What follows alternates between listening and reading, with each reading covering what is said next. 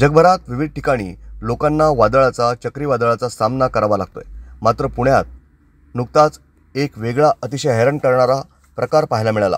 शहरात डासांचा हल्ला?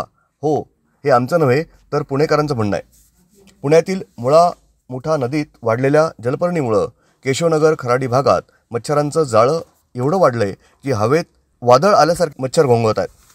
डासांचं हे वादळ पाहून पुणेकर अक्षरशः हैराण झालेत।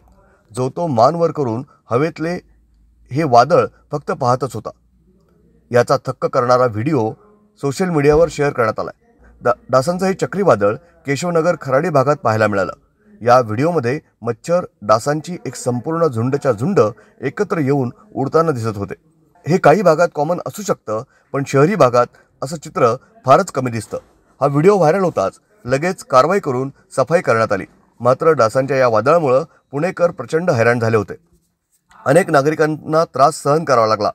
एवढंच नव्हे तर लहान मुलंही डासामुळे त्रस्त झाली होती। नदीपात्रातील पाण्यामुळे डासांची ही झुंड आली असावी असा अंदाज व्यक्त होतोय। ब्युरो रिपोर्ट, न्यूज डेस्क, महानगराची लाईफलाईन, मेट्रो न्यूज, पुणे।